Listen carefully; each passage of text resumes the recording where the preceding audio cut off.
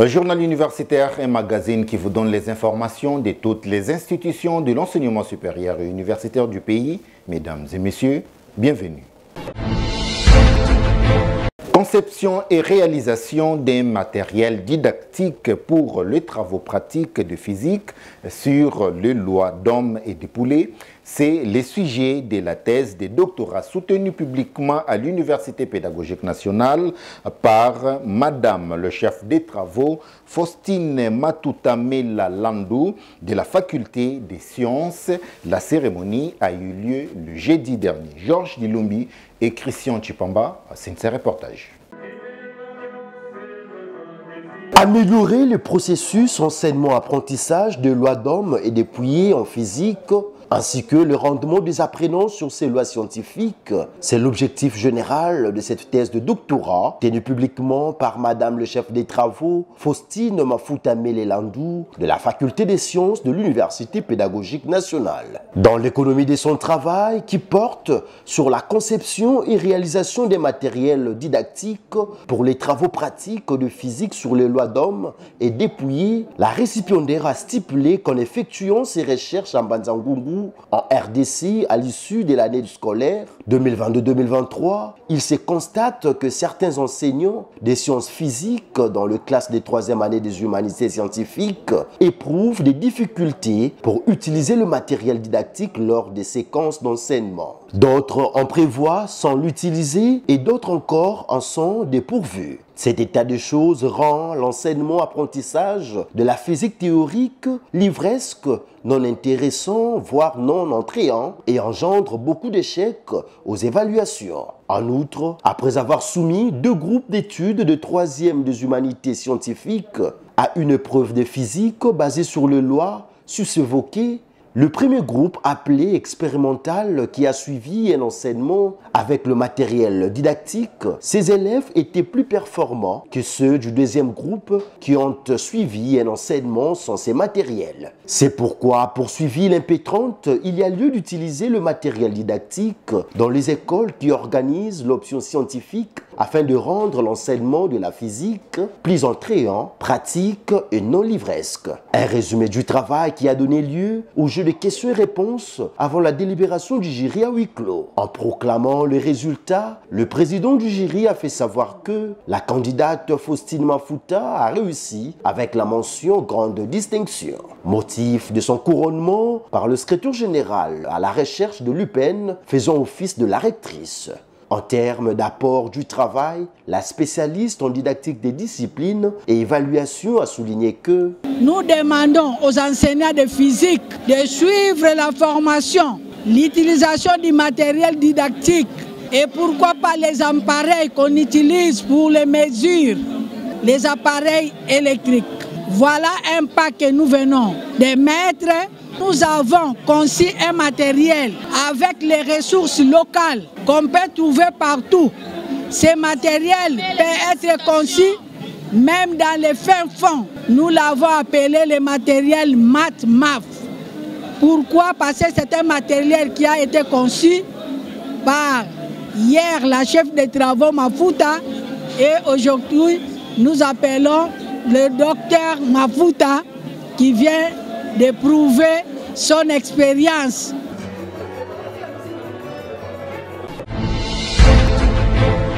Restons toujours à l'Université pédagogique nationale où le chef des travaux, Mouro Mwambu Kwanou de la faculté de pédagogie et didactique des disciplines a soutenu publiquement sa thèse de doctorat portant sur les conceptions de la fonction socio-éducative de la biologie dans la transposition didactique interne axée sur la biodiversité locale chez les enseignants des écoles secondaires de l'Olaba 1.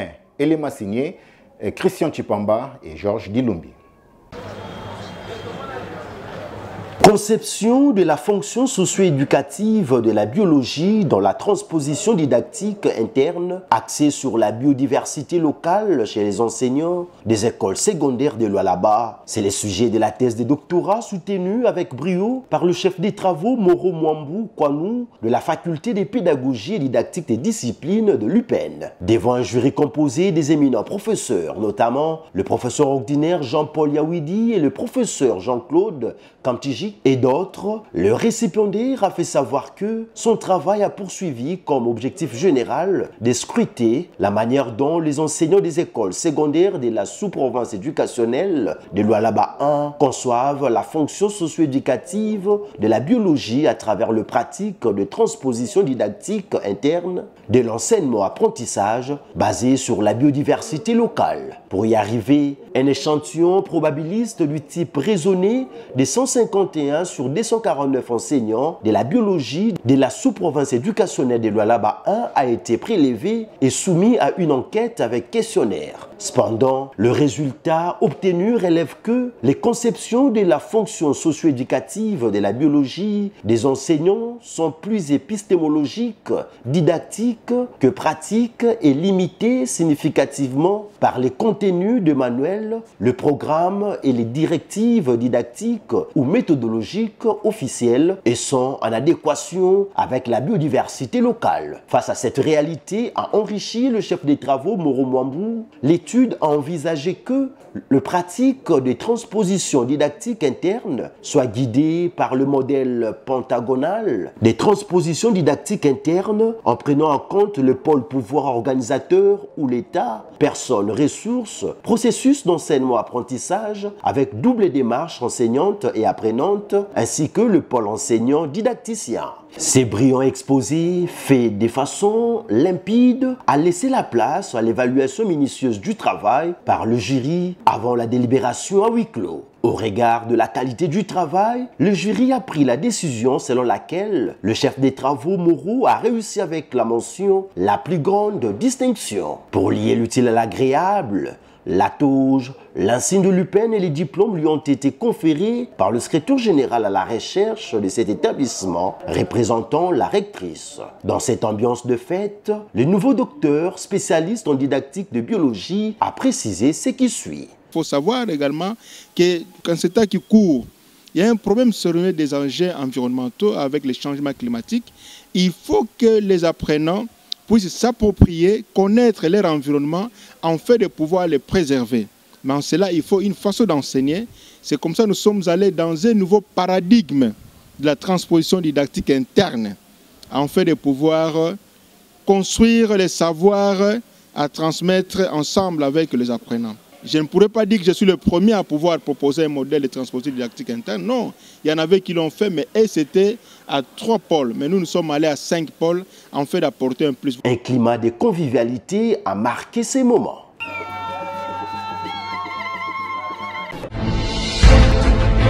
Et puis le directeur général de l'Institut national du bâtiment et des travaux publics, INBTP en sigle, le professeur Fils Makanzou, a pris part au grand forum des infrastructures en République démocratique du Congo qui s'est tenu au Pullman Hotel Kinshasa. Suivez ces reportages de Laetitia Kapinga. Invité à ces forums des infrastructures en RDC pour parler de la formation et développement des compétences locales, comment attirer et maintenir les talents, le prof, comment attirer et maintenir les talents, le prof Fils Makanzou, directeur général de l'INBTP, a tout d'abord remercié le président de la République, Félix Tshisekedi, pour avoir doté l'INBTP de nouveaux bâtiments depuis sa création en 1961. Partant de son panel, il était important de parler de l'offre que l'INBTP présente à toute personne qui veut poursuivre les études universitaires et comment se développe la formation chez eux avec le système LMD et Master. En ce qui concerne le maintien des talents, il relève que cela demande certaines techniques qui doivent favoriser les personnes à rester sur la place, une bonne politique salariale qui aideront les gens à combiner les études et les travails. Le panel consistait en un sous-thème relatif à la formation et au développement des compétences et comment il fallait attirer et maintenir les talents au pays par rapport à l'offre que nous présentons au public, aux jeunes Congolais et à tout celui qui veut étudier à l'Institut national du bâtiment et des travaux publics, ainsi que comment nous développons cette offre-là, donc la formation, qui se décline en deux, aujourd'hui en 3 cycles.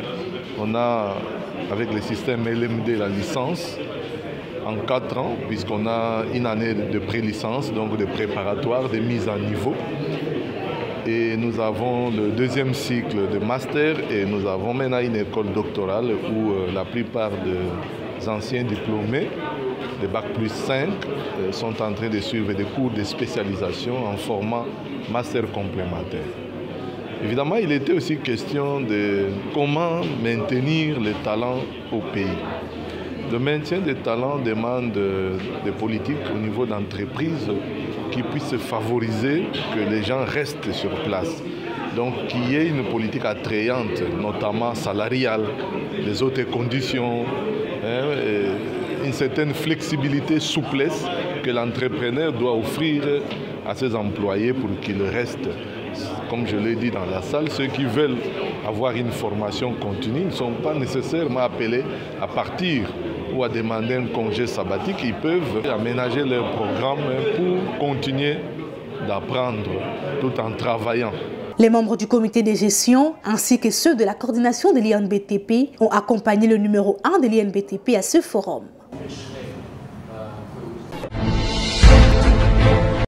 Énergie électrique renouvelable, outils managériaux d'une industrie efficace et d'une économie agricole résiliente pour le développement durable de la République démocratique du Congo. C'est l'intitulé de la thèse de doctorat soutenue publiquement par le chef des travaux John Muswambwa Watuta à Trumi Biblikali University et l'Institut de développement universitaire.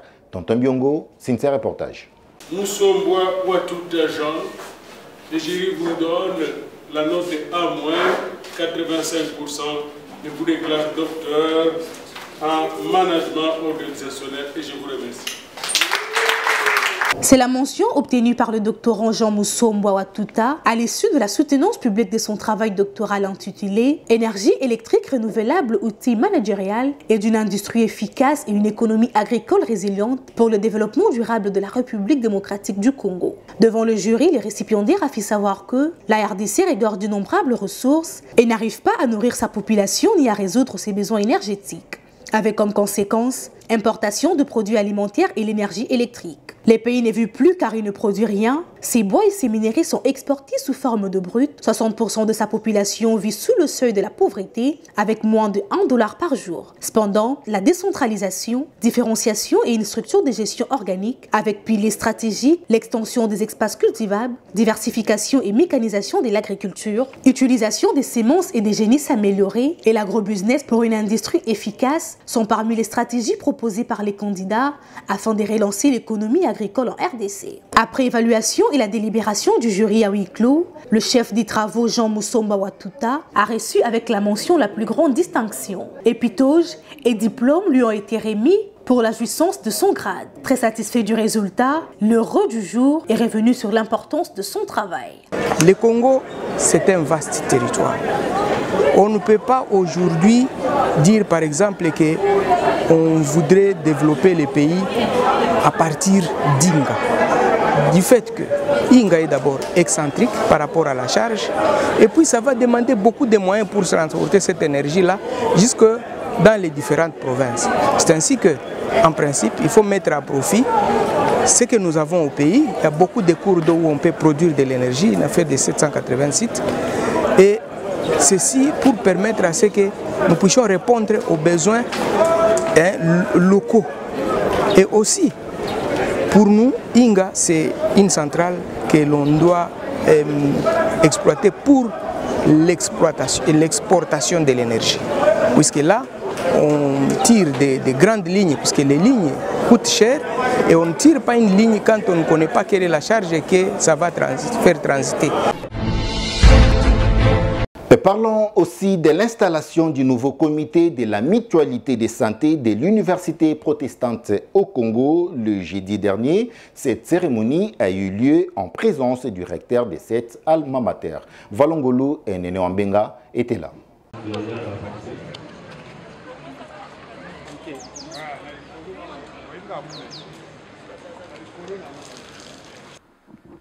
C'est le professeur révérend Kwim Bibibi Khan, recteur de l'Université protestante au Congo et président des mutuelles de santé de l'IPC, qui a procédé à l'installation du nouveau comité devront conduire cette mutuelle de santé pour l'année académique 2023-2024.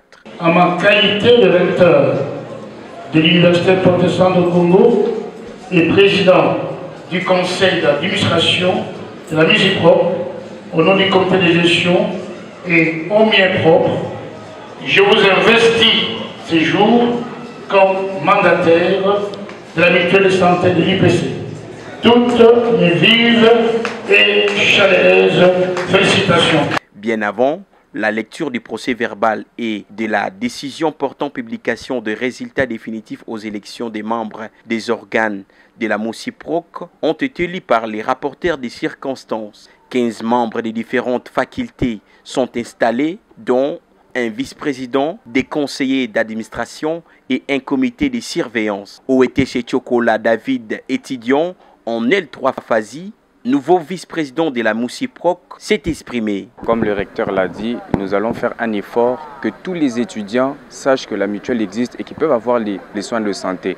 Et nous allons sensibiliser les étudiants pour payer les frais parce que c'est à travers ces frais que qu'ils peuvent avoir ces soins médicaux. Merci. La vice-présidente sortante souhaite à l'équipe entrante un fructueux mandat. Je conseillerais au président entrant de faire preuve d'une forte sensibilité afin que les étudiants puissent profiter des soins de santé à l'UPC. Parce que c'est dans notre devoir d'être en bonne santé pour suivre un bon cursus académique. Et c'est le devoir de tout un chacun des étudiants ici régulièrement inscrits à l'UPC de profiter de ces soins de santé car c'est leur devoir. Cette cérémonie s'est clôturée avec la remise et reprise entre la vice-présidente sortante et le vice-président entrant.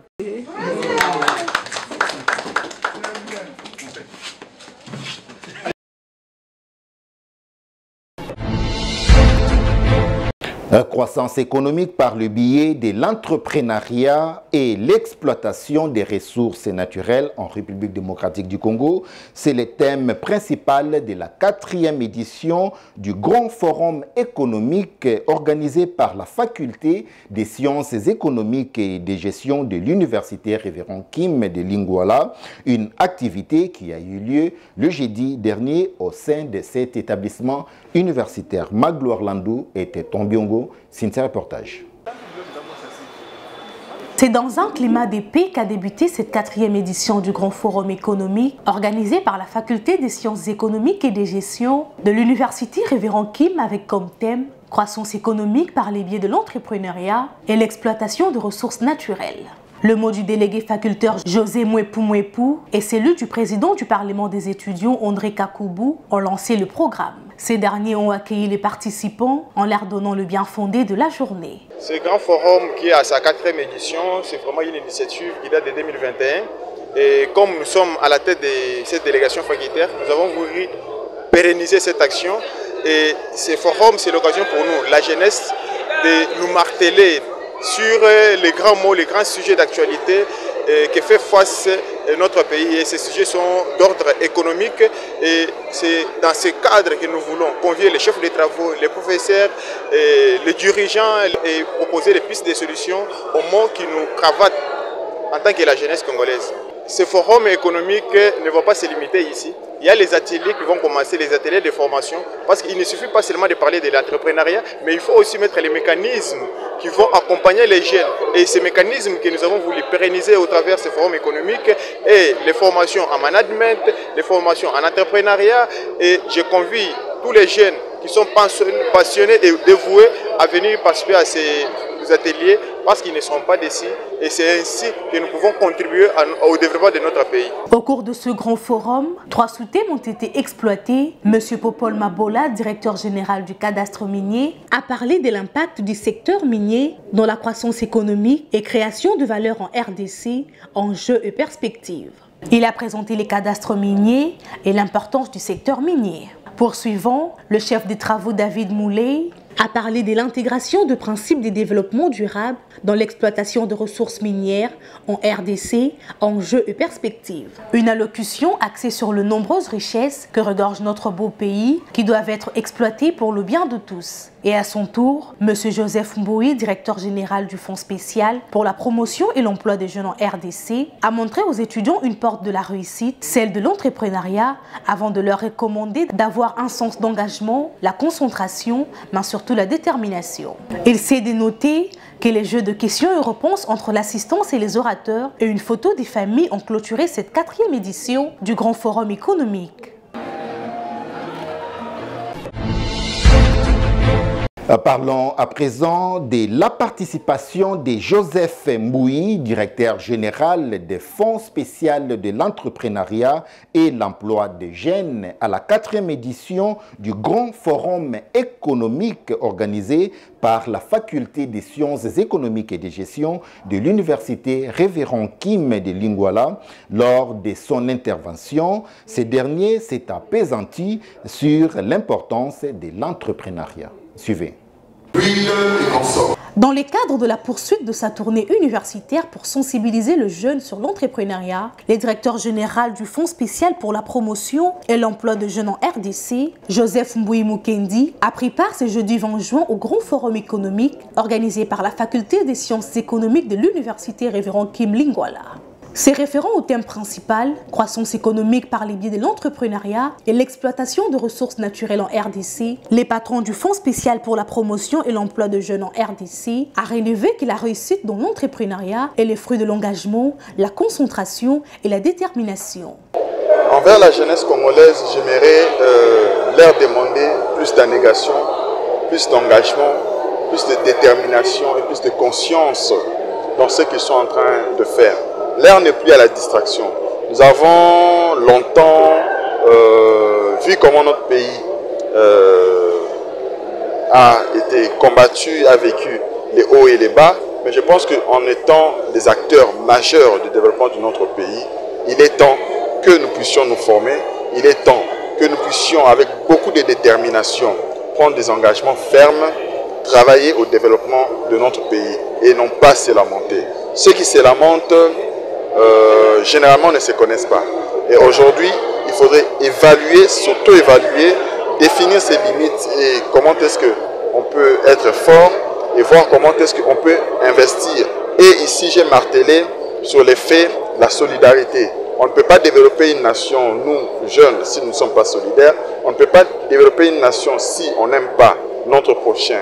Et le Congo, on ne peut pas non plus développer notre nation si nous ne sommes pas sincères dans nos engagements. Ce sont des freins capitaux qui nous empêchent de développer nos business. Liant la théorie à la pratique, un groupe de jeunes étudiants de l'Université Révérend Kim Lingwala, œuvrant dans la production du yaourt, a bénéficié de l'accompagnement du Fonds spécial de promotion et de l'emploi de jeunes en RDC par les biais de son directeur général Joseph Mboui Mukendi. Rappelons que cette énième intervention du directeur général du Fonds spécial pour la promotion et l'emploi de jeunes en RDC s'inscrit dans le cadre de la sensibilisation des étudiants de la République démocratique du Congo à l'esprit entrepreneurial.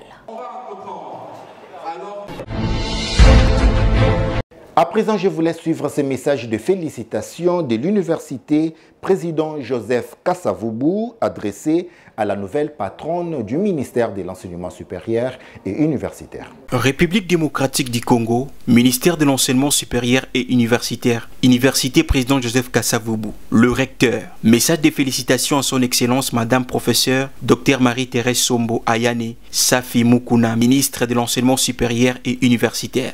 Excellence Madame la Ministre, c'est avec une joie immense que j'ai suivi votre nomination en qualité de ministre de l'enseignement supérieur et universitaire la nuit du mardi 28 mai 2024 sur les ondes de notre radio nationale, la RTNC. En ma qualité de recteur de l'université d'État président Joseph Kasavubu Ikave Boma, du nom prestigieux du premier président de notre pays, je vous présente au nom de la communauté universitaire du dit établissement, à celui du comité de gestion et au mieux propre, nos vives félicitations et nos souhaits de francs succès dans votre exaltante fonction. Je suis par ailleurs persuadé que grâce à vos qualités de professeur d'université, médecin de surcroît, vous saurez lever le multiple défi qui entrave le secteur de l'enseignement supérieur et universitaire national en y apportant des solutions idoines. J'ai saisi cette opportunité pour adresser les hommages les plus déférents à son Excellence Monsieur Félix Antoine Tshisekedi Tshilombo, président de la République,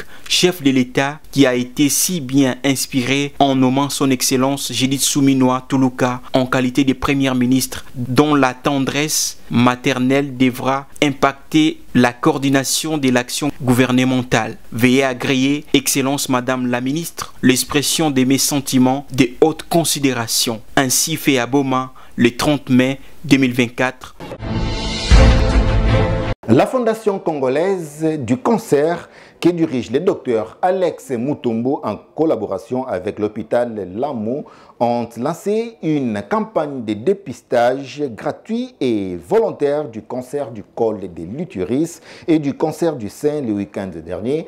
Objectif, offrir un diagnostic et traiter de manière précoce le cancer du sein et du col de l'utérus dans le but de lutter contre les taux de mortalité chez les femmes congolaises. Suivez. À l'occasion de la 77e Assemblée mondiale de la santé tenue au mois d'avril et juin 2024 avec comme thème « Un monde mobilisé pour la santé pour le monde », la Fondation congolaise du cancer en collaboration avec l'hôpital Lamo renouvelle leurs opérations de dépistage du cancer du col de l'utérus et du sein à l'hôpital Lamo situé dans la commune de Limete, avenue Loubefou, numéro 94 bis, au quartier résidentiel. À cette occasion, ils invitent toutes les femmes âgées de 25 ans ou plus à venir se dépister gratuitement pour le diagnostic et le traitement de manière précoce du cancer du sein et du col de l'utérus en se servant des appareils de dernière qualité et génération. Pour cette deuxième édition, la Fondation congolaise du cancer avec l'hôpital Lamo reste disponible du 15 juin au 15 juillet 2024, du lundi au samedi de 7h juste à 17h juste pour offrir un dépistage gratuit aux femmes âgées de 25 ans ou plus. Un personnel qualifié est mis en danse par ces deux structures afin d'assurer cette campagne gratuite du 15 juin 2024 au 15 juillet 2024 car il y a lieu de limiter les taux de mortalité à l'échelle mondiale tout en sachant que le cancer du sein est la première cause de mortalité chez la femme africaine et celui du col de l'utérus reste le deuxième cancer le plus fréquent. Ensemble avec la Fondation congolaise du cancer, sauvons des vies.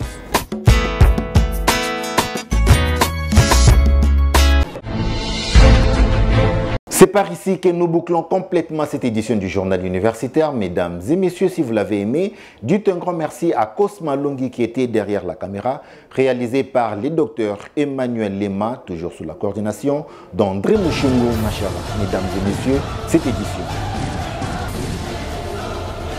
est terminée. Au revoir.